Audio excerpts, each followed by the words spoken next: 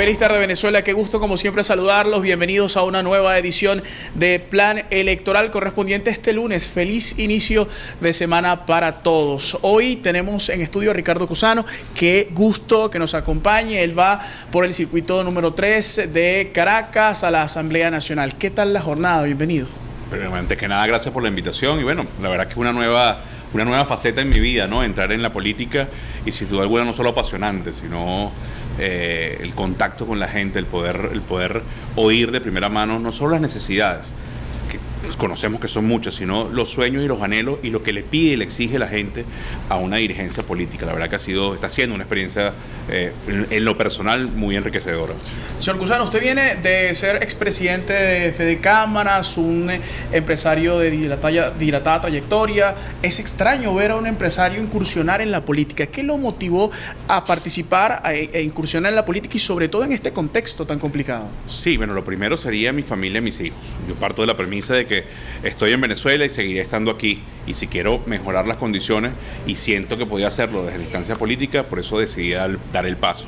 Pero además mi trayectoria en Fede Cámaras, luego en el Foro Cívico, luego en la reestructuración de la Cruz Roja, siempre me vinculó mucho a la resolución del conflicto político venezolano desde la negociación, desde el diálogo, desde el encuentro de las partes más allá de las profundas diferencias, ¿no?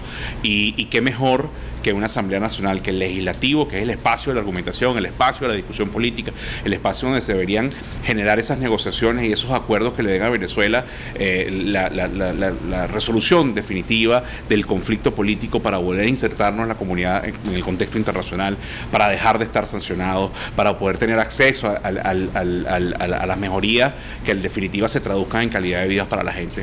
Es una vocación personal, pero además creo que mi trayectoria de los últimos 5, 10 años demuestran que parecía que era como un camino natural este, ¿no? El viernes pasado conversábamos en Puntos de Vista con José Ignacio Guarino, quien es analista financiero, y él decía en la entrevista, señor Cusano, él decía, bueno, la Asamblea Nacional está en deuda con el país en materia económica, se debe legislar de forma profunda para pues insertar a las personas, que es la gran mayoría del comercio en el país informal, para llevarlo a la formalidad, para que así exista una estructura.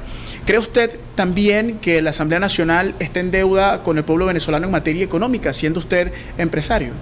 Quizás no solo en la formulación de legislación, porque legislación también ya existe, hay una que podemos estar en acuerdo o en desacuerdo, pero muchas veces la implementación desde las instancias ejecutivas se hacen engorrosas o sencillamente no se hacen, y son decisiones más políticas que propiamente administrativas de ejecución de una ley. Pero sin duda alguna hay que legislar para fortalecer la seguridad jurídica y para que el inversionista sienta mucha más confianza en el país, y eso pasa también por un acuerdo político. Por eso reitero este punto. Pero por otro lado, cómo favorecer el emprendimiento, cómo construir una mejor legislación que permita mejores salarios y mejores pensiones. No es solo que la gente tenga hoy más dinero aquí olvidándonos de su futuro.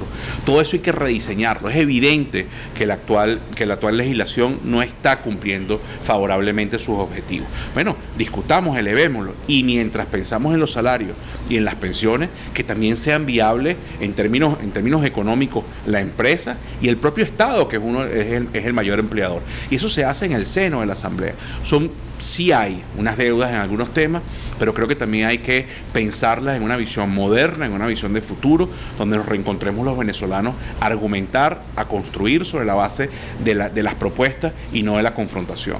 Usted va hoy a la elección, va a este proceso comicial de cara a la elección de la Asamblea Nacional por el circuito 3 de Caracas, pero también va por la tarjeta de Un Nuevo Tiempo. UNT y Unión y Cambio, correcto. Así es, Un Nuevo Tiempo, que fue la tarjeta que en su momento utilizó González Urrutia de cara a la elección presidencial. ¿Por qué ir a un proceso comicial? O mejor dicho, ¿cree usted que el Consejo Nacional Electoral está pues engranado luego de que hubo un fallo en el tema de la página web? O sea, ¿hay una confianza que está allí en el Consejo Nacional Electoral como para ir a esta candidatura? A ver, la responsabilidad de la instancia electoral, que es el CNE, tendrán ellos que demostrar su eficiencia y sus capacidades. Nosotros como ciudadanos, y en este caso que me compete como un candidato, yo espero que funcione y espero que pueda darle credibilidad al proceso. Pero además como ciudadano siento que hay que participar aún y a pesar de la desconfianza que pueda existir. Porque participar, votar, es la única opción que tiene un ciudadano, vamos a llamarlo así, de una protesta pacífica y segura. Tú estás expresando tu voluntad, aunque te sientas agredido, aunque te sientas en desconfianza.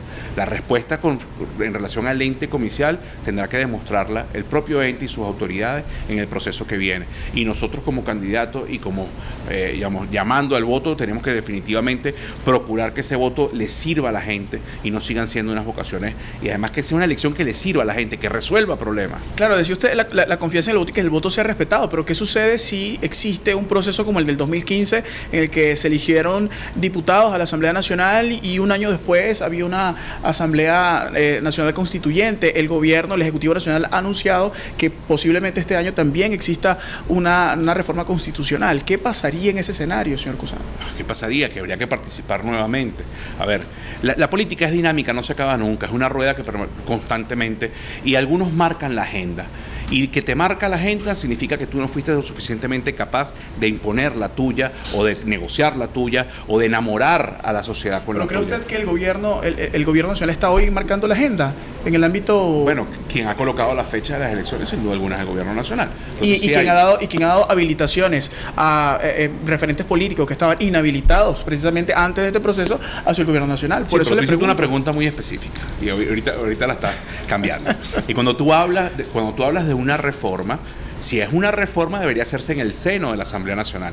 Ahora, si es una nueva constitución integral, será una convocatoria a constituyente. Y es verdad que en el 2015 la hicieron. ¿Y cuál fue el error en todo caso? Una convocatoria que al final nunca tuvo una propuesta constitucional. ¿Y cuál fue el error? No haber participado. Porque además, yo soy de los que cree que si la propuesta de reforma constitucional es para cambiar todo el sistema político territorial venezolano, bueno, pareciera que habría que oponerse de entrada. Pero ¿y si esa reforma es el acuerdo entre para y por venezolanos para la resolución del conflicto político? ¿Vamos a dejar de participar? ¿Pero cree usted que el país está gritando hoy una reforma constitucional? No, el país quiere resoluciones. El país quiere soluciones al agua, al salario, a la inversión, a los familiares que están hoy padeciendo una persecución de parte de algunos países con el tema de los inmigrantes. El país quiere que se termine de solucionar el tema sancionatorio para darle mejores condiciones, pero recordemos que las sanciones también vinieron por una conducta, que esas conductas cesen y que tengamos en definitiva un país que nos sirva a todos, sin importar por quién vote el ciudadano. ¿Cómo hacer hoy? ¿Qué hace Ricardo Cusano para motivar el voto entendiendo la complejidad en la que está el país?